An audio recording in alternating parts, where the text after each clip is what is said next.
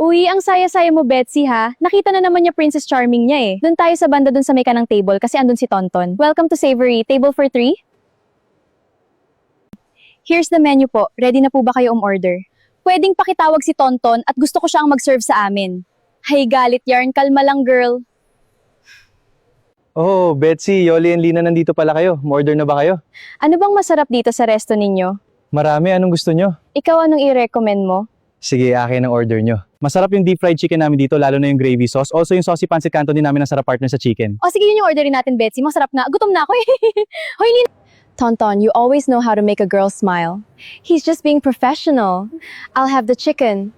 And I'll have the pasta. Perfect. Coming right up. Huy, Lina, mo ka na-startup ka kay Tonton dun sa testo ah. Oo nga ang pogi niya dun sa uniform niya. Aling Marites, pabili ngayon si one stick lang hope po. Sige ito. Hoy, may gusto ka ba kay Tonton? Ang landi mo dun ha. Akin lang si Tonton.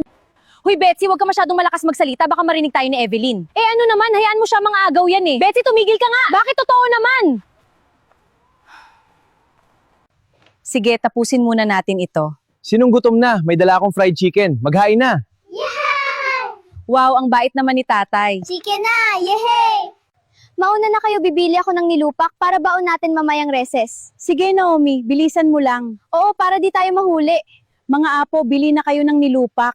Pabili po 3 balot ng nilupak. Magkano po ang isang balot? Piso lang anak. Sige po, pabili ng 3 balot. Eto po bayad 3 piso. Salamat anak. Ining, pwede mo ba ako panoorin habang nilaro ko yung akin sa loob ng truck? Tayo ka lang dun sa tapat sa kabila ng gate ng school mo. Bayaran kita 50 pesos. Yung mga paalisin mo po, bastos po. O sige, akin na yan. Lumayo ka na dyan. Nay, nandito na po kami. O sige, magpalit na kayo ng damit pambahay at magsasaing lang ako. Lord, wala pong ulam ang mapatoy. Help us, please. Pasensya na kayo anak. Patis muna at mantika ang ulam natin ngayon.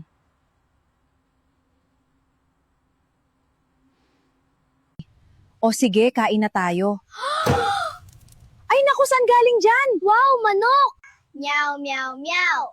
Oh, ano yan? Nanay, dinalhan tayo ng puso ng kapitbahay ng isang buong litson manok.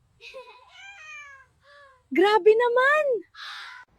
Teka, initin muna natin ito bago natin kainin. Thank you, Lord, for this provision. Okay, let's look at this math problem. I don't get it, Nana. It's okay, we add the numbers first. Like this, Nana? Yes, that's right. Good job.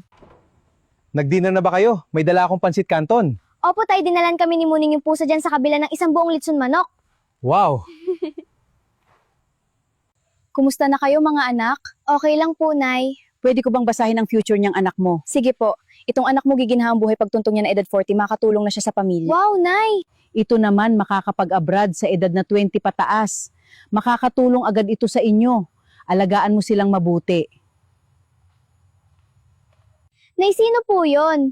Hindi ko kilala mga anak. Ngayon ko lang yung nakita dito. Asan nga pala si Catherine? Tulog pa ba? Opo, Nay, nag-nape po siya after lunch, Nay. Nay, mukhang pipi at bingi siya. Gutom yata. Sige, bibigyan natin siya. Kain ka. Aba, sino ka? Bakit ikaw ang naglalaban ng damit namin?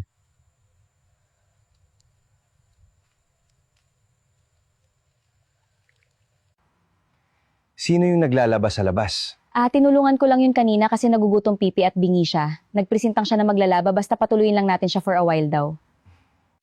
Dear Heavenly Father, as we prepare to rest, we thank you for your love and faithfulness throughout this day. We surrender all our worries, fears, and burdens into your hands, trusting that you are in control. Please grant us a deep, peaceful sleep and refresh our spirit for the day ahead. Watch over my loved ones and me and let us rest in the comfort of your unfailing love. In Jesus' name, amen. Let's play Chinese garter. Okay, I'll go first. Ready? 1, 2, 3. I made it. My turn.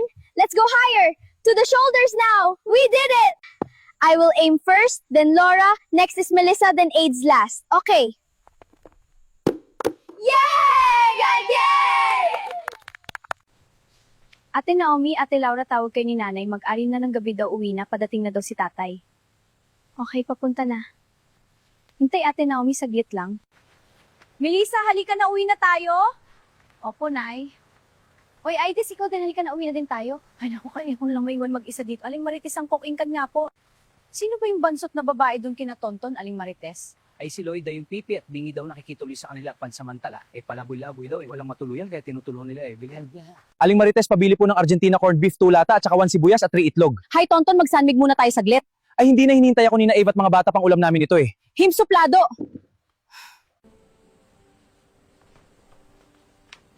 I'm home. Ito pang ulam oh. Andito na ako oh. Uwi ng grocery. Tatay, welcome home! Brought home some corned beef, eggs, and sibuyas. Yay! Thank you, Tatay! Nanay, balita na! Sige, pakinggan natin. Anong balita, nanay? Tungkol sa eleksyon. Ah, okay. Sige, manood pa tayo.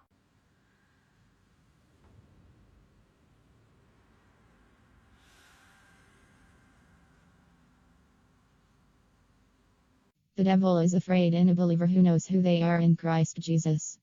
Amen.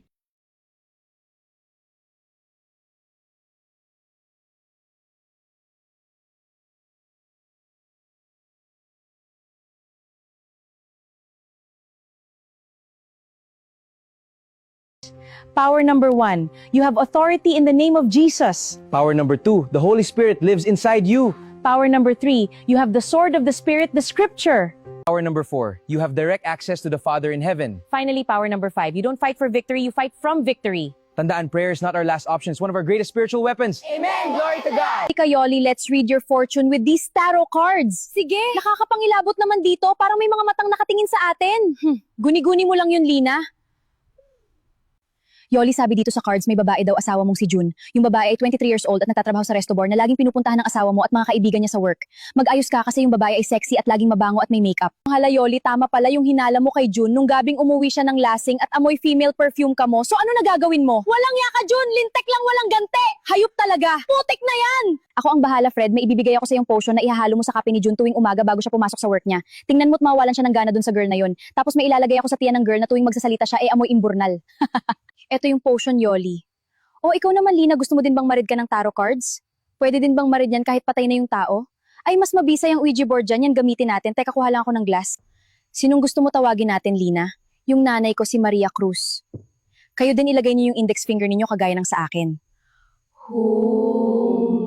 Bakit ganun parang galit yung spirit ng nanay ko na nakausap natin? Parang hindi siya yun eh. Malumanay kasi ang nature ng boses ng nanay ko sa pagkaala ko. Ikaw ba naman matagal ng patay tapos biglang tinawag natin pabalik dito? Siyempre iba ng atmosphere nun.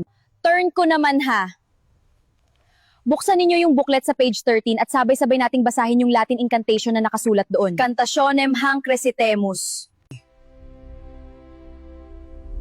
Glory be to God for the protection against principalities and devil's minion against us. Truly no weapons against us shall prosper. Amen! Bakit ganun parang walang effect yung ginawa nating rituals kay Tonton? Suplado pa rin siya at baliwala pa rin ako sa kanya. Kainis!